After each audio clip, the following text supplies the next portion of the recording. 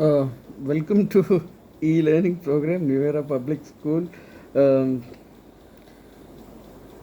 okay, I am your mentor Ajit Kumar, and we are studying Chapter 8, Lifeline of National Economy from Geography. So let's start. Yeah, really, I am a huge fan of this emoji, which says, "Hi, नीचे देखो और पढ़ाई शुरू करो." Okay, so far in this chapter, we have seen about two aspects. One will be transportation, and other will be communication. In our first session, we discussed about the classification of modes of transport in three domains, that is, land, water and air. ठीक, ये जो हम कर चुके हैं. उसके बाद हमने देखा कि क्लासिफिकेशन क्या था इसका. क्लासिफाई ऐसे किया हमने कि लैंड में road transport, then trains means railways, and third was pipelines. Then further in water we have classified it as inland and overseas transportation, right? Then further under next category, that is air, जो हमारे third domain है ना. Three dimensions में जो third dimension है that is air. तो वहाँ domestic airways and international airways. Further we have classified airways into public sector undertaking and private airlines. चलिए, उसके बाद ट्रांसपोर्टेशन की बात की तो रोडवेज सबसे पहले हमने देखा कि what are the 6 major points which make road transport more viable than railways. Railways के ऊपर ऐसे क्या क्या बातें हैं जो रोड ट्रांसपोर्ट को रेलवे के ऊपर रखती है, अपर हैंड देती है ना. तो हमने देखा cost of making railway lines, फिर अंडुलेटिंग टोपोग्राफी में कैसे वो आराम से काम कर सकता है, ट्रैवर्स करता है. देन हाई स्लोप ग्रेडियंट्स हैं माउंटेन्स में, उनका काम फीडर नेटवर्क की तरह काम करता है, डोर टू डोर डिलीवरी के लिए काम करता है. शॉर्ट डिस्टेंस में इसका बेनिफिट हमें ज़्यादा मिलता है, राइट. तो उसके बाद फिर हम लोगों ने पढ़ा नेक्स्ट टॉपिक रोडवेज में था हमारा क्लासिफिकेशन ऑफ रोड्स. तो हमने रोड को भी 6 पार्ट्स में क्लासिफाई कर दिया, जहाँ गोल्डन क्वाड्रिलेटरल सुपर हाईवेज थे, उसके बाद national highway, then state highways, district road, other roads में हमने बात की रूरल रोड्स की, फिर बॉर्डर रोड्स की, right. Then in our next section means on 30th we studied about railways. हाँ, रेलवेज़ के बारे में हमने पढ़ा कि रेलवे जो है हमारा कहीं ना कहीं एक नेशनल इंटीग्रिटी की निशानी है, बिकॉज जो हमारी डाइवर्सिटी है, डाइवर्सिटी को इंटीग्रेट करने में इसका बड़ा रोल है. ठीक, मल्टीफेरियस, और इसके जो काम है दैट इज़ मल्टीफेरियस, अलग अलग, right from goods carriage to passenger carrying capacity, business, pilgrimage, ऐसे कई काम रेलवेज करता है, राइट. जो पहली ट्रेन चली थी वो 1853 में मुंबई टू थाने, राइट. फिर दूसरी खास बात है इंडियन रेलवेज़ की, ये सबसे बड़ा लार्जेस्ट पब्लिक सेक्टर अंडरटेकिंग है और 150 साल पुरानी इंडियन लेगेसी है. जो ब्रिटिश ईरा में रेलवेज़ की शुरुआत हुई वो आज तक हम कंटिन्यू कर रहे हैं. और अभी से पहले तक Indian Railways was the only company which was dealing in railways. ठीक, maybe in coming years, since we have entered into the world of privatization where most of the government entities are being privatized, तो धीरे धीरे हम उनको private कंपनियों को hand over करते जा रहे हैं, जो भी लॉस मेकिंग कंपनीज थी. तो हो सकता है आने वाले टाइम में वी में see some of the private companies operating in railway sector as well. As of now Indian Railway is the only institution which operates railways. फिर उसके बाद हमने पढ़ा कि पूरी कंट्री में इसको हमने अच्छे बेटर एडमिनिस्ट्रेशन के लिए 16 जोन्स में डिवाइड किया, और हमने एक चार्ट देखा था जहां हमने देखा कि 18 जोन्स हैं अभी, और उनके बारे में डिस्कस भी किया था कि कौन सा जोन कहाँ लोकेटेड है, राइट। तो उसके बाद हमने देखा कि डिफ़िकल्टीज़ क्या हैं जब रेलवे लाइन्स हमें कंस्ट्रक्ट करनी है। जनरली जो नॉर्दर्न प्लेन है वहाँ अच्छे से आपको अवेलेबल मिल जाएगा, but as far as constructing a railway line और spreading railway track over deserts, mountains, plateau areas, है ना, तो ऐसी जगह थोड़ी दिक्कत रहती है बनाने में, बिकॉज अगर प्लेट्यू वाला एरिया है, स्मॉलर हिल्स हैं, तो वहाँ आपको टनल कट करना पड़ेगा, माउंटेन के बीच से टनल कट करके निकालना पड़ेगा ट्रैक। कहीं जो लोअर माउंटेन्स हैं, मीन स्ट्रेट ट्रैक नहीं बिछा सकते, हमें उसके टोपोग्राफी के हिसाब से, अगर मैं स्ट्रेट बिछा रहा हूँ, बीच में ऊंचा पहाड़ आ गया, तो वहाँ से हमें डाइवर्ट करके कोई ऐसा रास्ता चुनना पड़ेगा जहाँ माउंटेन्स की हाइट कम हो। तो इस तरीके से ये एक चैलेंज रहता है। फिर उसके बाद शायद हम लोगों ने कल इसके बारे में बात नहीं की थी, the total distance, total track का जो लेंथ है हमारे पास वो 1,23,236 किलोमीटर्स है। इसमें जो ट्रेन्स होती हैं, ट्रेन की 3 कैटेगरीज हैं। ब्रॉड लाइन ट्रेन्स जिनकी गेज का लेंथ होता है, जैसे ये मेरी पटरी है, इस पटरी के लेंथ के मतलब इन दोनों के बीच में डिस्टेंस, दो ट्रैक्स के बीच का डिस्टेंस अगर 1.676 मीटर्स है तो ब्रॉड गेज, इससे थोड़ा नैरो है तो ये मीटर गेज, और अगर ये 7.62 है तो नैरो गेज। तो ये 3 गेजेस की ट्रेन चलती है। अब ज़्यादातर मोस्टली पूरा India is covered by broad gauge, metre gauge कहीं कहीं बचा है। कई बार अगर आप अहमदाबाद रेलवे स्टेशन में देखेंगे तो आपको कुछ ट्रेन्स दिख जाएंगी जो राजस्थान और गुजरात में कुछ पार्ट्स को कनेक्ट करती है मीटर गेज के through. Narrow gauge is usually you can find in Himalayan reason.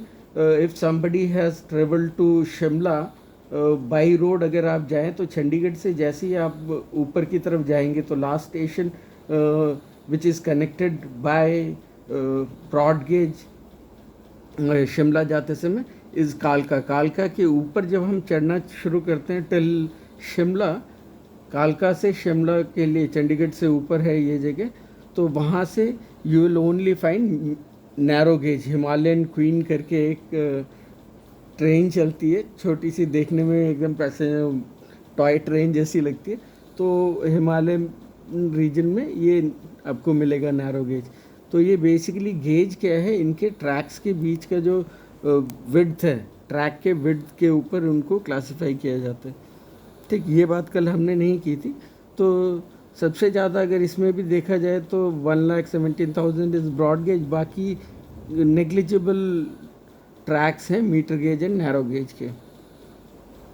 चलिए, तो आज और ये भी हमने कल बात की थी कि डिफ़िकल्टीज़ क्या फेस कर रही है। तो मैंने अपने गांव की कहानी बताई थी कि हमारे गांव में most of the people they feel very proud कैसे फील करते हैं टिकट ना लेके। वाई? बिकॉज टिकट तो नॉर्मल इंसान, हर आम इंसान टिकट लेते, and very special people they don't buy tickets, but which is very wrong on their part. But things have change in my place also, people have started buying tickets and travelling. तो एक ticketless travel से बड़ा नुकसान है लोगों के railway property को damage करने के लिए।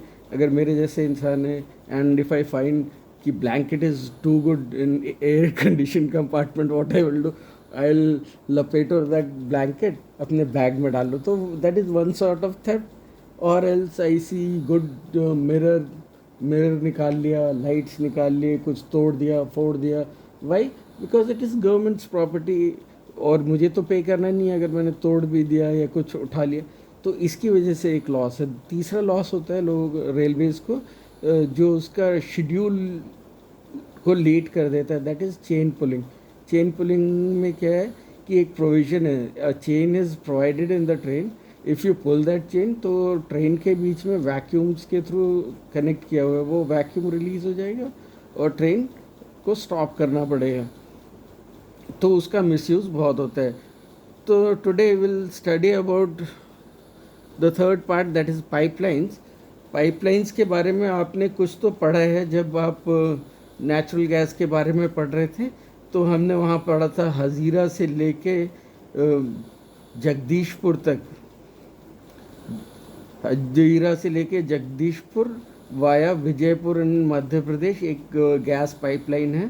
ठीक, तो ये भी एक तरीका हो सकता है ट्रांसपोर्टेशन का, और एकदम स्मॉल डिस्टेंस है, like near a public school और हमारे सामने वाला फ्लैट तक अगर हमें कहीं ट्रांसपोर्ट करना है या उससे कम जगह पे ट्रांसपोर्ट करना है, तो यूजुअली फैक्ट्रीज़ में अक्सर हम ये यूज़ करते हैं, कन्वेयर बेल्ट टाइप मैकेनिज़्म को यूज़ कर सकते हैं, मगर यहाँ हम पढ़ रहे हैं पाइपलाइंस के बारे में।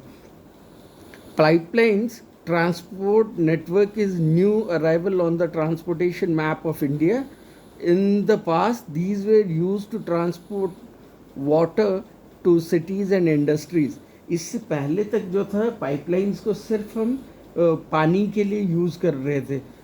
उससे पहले तक जो भी हमारा ट्रांसपोर्टेशन था, चाहे लिक्विड नेचुरल गैस का हो या क्रूड ऑयल का हो, तो वो ट्रांसपोर्ट मतलब टैंकर्स के थ्रू ट्रांसपोर्ट किया जाता था, which is a cumbersome job. Why? Because if you consider like Reliance का रिफाइनरी है जामनगर में and they have huge production, तो एवरी टाइम एक टैंकर आएगा, उसको पहले लोड करेंगे उसमें टैंकर फुल होगा, फिर टैंकर को बंद करो उतनी देर के लिए, जहाँ से आउटलेट है उसको क्लोज़ करो, टैंकर बंद करो, वो टैंकर जाएगा, नेक्स्ट आएगा। तो बहुत टाइम टेकिंग कंज्यूमिंग जॉब है। तो उसका एक सूटेबल अल्टरनेट ये हो सकता है कि pipelines. Now these are used for transporting crude oil, petroleum products and natural gas from oil and natural gas fields to refineries, fertilizer factories and big thermal power plants. तो अब option क्या है हमारे पास? सबसे अच्छा ऑप्शन ये है कि जहाँ से हमें क्रूड ऑयल मिल रहा है, पेट्रोलियम प्रोडक्ट, क्रूड ऑयल हो गया, पेट्रोलियम प्रोडक्ट्स हो गए या नेचुरल गैस हो गए, तो इनके जहाँ फील्ड से ये बन निकल रहा है वहाँ से सीधा रिफाइनरीज तक पहुँचा दिया जाए क्रूड ऑयल को, ताकि उसका फ्रैक्शनल डिस्टिलेशन करके उसमें अलग अलग बाई प्रोडक्ट्स निकाले जा सकें। अगर फर्टिलाइज़र इंडस्ट्री है, उसको चाहिए पेट्रोलियम प्रोडक्ट, वो हम डायरेक्टली पाइपलाइंस के थ्रू दे दें, टैंकर्स भेजने की ज़रूरत ही नहीं पड़ेगी, राइट। और थर्मल पावर प्लांट्स को अगर ज़रूरत है तो सीधा पाइपलाइंस के थ्रू पहुंचा दिया जाए। Solid can also be transported through pipeline when converted into slurry. ये स्लरी वाला एग्जाम्पल हमने कहाँ देखा था? आयरन ओर के केस में देखा था कि आयरन ओर के स्लरी को पाइपलाइंस के थ्रू बेंगलुरु में कर रहे थे वो लोग ट्रांसपोर्ट। तो जहाँ सॉलिड है, सॉलिड को हम वैसे पाइपलाइन में नहीं भेज सकते, तो क्या करेंगे, स्लरी फॉर्म में ले आएंगे, दलदले फॉर्म में, फिर उसको हम ट्रांसपोर्ट कर पाएंगे। The far inland location of refineries like Barauni, Mathura, Panipat and gas based fertiliser could be thought of only because of pipeline. तो अलग अलग डेस्टिनेशंस पे देखिए, बरौनी बिहार में है, मथुरा यूपी में है, पानीपत हरियाणा में है, ऐसी ऐसी जगह जो हमारी रिफाइनरीज हैं या गैस बेस्ड फर्टिलाइज़र है जो पूरे देश में, वो हम इसलिए उसकी कल्पना कर पा रहे हैं या बना पा रहे हैं ऐसी ऐसी जगहों पे, because we have now pipelines for transporting petroleum product. ठीक है, रिफाइनरीज तक पेट्रोलियम पहुंचा पाना हमारे लिए पाइपलाइन से आसान है, वरना अगर टैंकर पे डिपेंडेंट रहे तो बहुत डिफ़िकल्ट रहेगा ये काम। आप लोगों ने gas tankers and oil tankers देखे होंगे शायद रोड पे, when you travel on highway पे जब आप ड्राइव करते होंगे तो at times you must have seen that. तो एक टैंकर की कैपेसिटी कितनी होगी? जितनी कैपेसिटी उतना ही कर पाएगा। बट ये पाइपलाइंस तो continuous through and through continuously चलता रहेगा 24 आवर्स। अगर उसमें पंपिंग की जाए तो ये बहुत इकोनॉमिकल रहेगा। Initial cost of laying pipelines is high, but subsequent running costs are minimal. It rules out transshipment losses or delays. तो होता क्या है कि जब हम पाइपलाइंस को फिक्स करते हैं, इस्टेब्लिश करते हैं, लगाते हैं पाइपलाइन, उस टाइम कॉस्ट ज़्यादा आता है. बट जब इसका रनिंग में आ जाता है, ये once it starts operating, we start pumping petroleum products, तो ओवरऑल इसका जो एक्सपेंडिचर है वो बहुत ही कम रहता है. Operating cost is very low, but इसमें जो है हमारा जो इंस्टॉल करने का या लगाने में खर्च ज़्यादा आता है. इसका काम कुछ वैसे ही है. How many of you have printers at your home? Printers में आप लोगों ने कभी देखे इंकजेट प्रिंटर आता है और लेज़र प्रिंटर आता है. तो पुराने टाइम में एक इंकजेट प्रिंटर होता था. इंकजेट प्रिंटर का cost is around 3 to 4,000, but उसके कार्ट्रिज का कॉस्ट इतना ज़्यादा है, इतना ज़्यादा है कि उसको अफोर्ड करना मुश्किल है. वेर एज अगर हम इंक टैंक वाले प्रिंटर की बात करें या लेज़र प्रिंटर की, तो इनिशियल कॉस्ट उसका अराउंड 10 to 15,000 होता है, but operating cost per page printing का जो कॉस्ट है वो बहुत कम होता है. तो वही कंडीशन कुछ यहाँ पे भी, इनिशियली ले करने में उसका पाइपलाइन लगाने में खर्चा आएगा, बट ऑपरेटिंग कॉस्ट मिनिमाइज हो जाएगा. और कुछ डिले एंड लॉस जो होता है ट्रांसशिपमेंट में, एक जगह से दूसरी जगह पहुँचाने में कुछ गड़बड़ी हो जाए, डिले हो जाते, वो सब से रूल आउट हो जाएगा. अरे भाई मैं ट्रक लेके निकला टैंकर भर के, गलत जगह पहुंच गया, या मेरी गाड़ी ख़राब हो गई, तो ये डिले को भी तो हमें अकाउंट करना है. क्योंकि अगर मेरा रॉ मटेरियल रिफाइनरी में ट्रांसशिपमेंट में लेट पहुंचा, तो refinery is waiting for raw material, और नहीं आया मतलब इतनी देर डिले हुआ, प्लांट बंद रहेगा. मगर इस कंडीशन में तो कंटिन्यूस सप्लाई है. There are 3 important networks of pipeline transportation in our country, from oil field in Upper Assam to from oil fields in Upper Assam to Kanpur via Guwahati, Barauni, Allahabad. It has branches from Barauni to Haldia via Rajband, Rajband to Morigam and Guwahati to Siliguri. चलिए इस वाले को हम एक बार देखते हैं कि ये ट्रैक कैसे बिछा हुआ है इनका पाइपलाइन.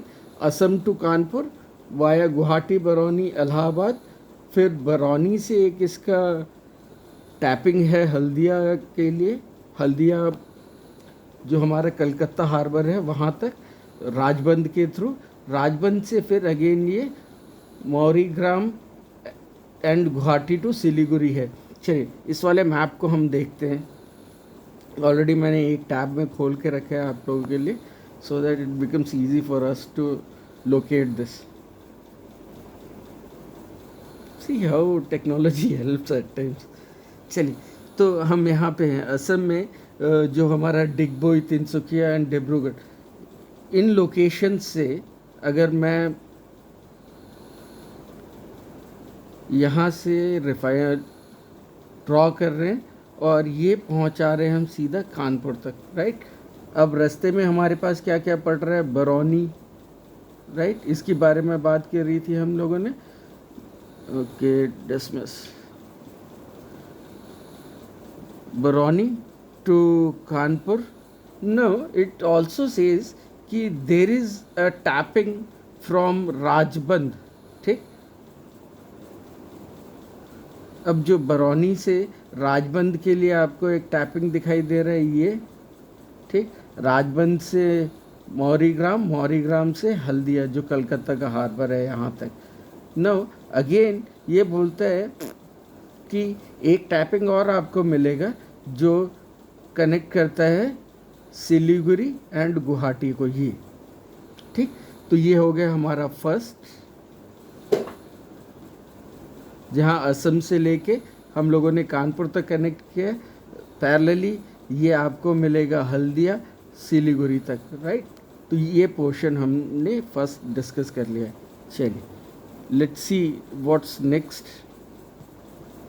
नेक्स्ट में हम पढ़ेंगे इस वाले पोर्शन के बारे में जहाँ हम सलाया से लेके जलंधर तक कनेक्ट कर रहे हैं. चलिए। ओ ओ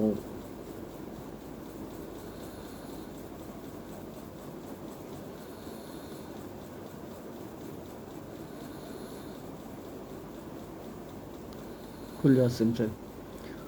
Second is Salaya in Gujarat to Jalandhar in Punjab via Viramgam, Mathura, Delhi, Sonipat. It has branches to connect Kayoli near Vadodara, चक्षु एंड अदर प्लेसेस।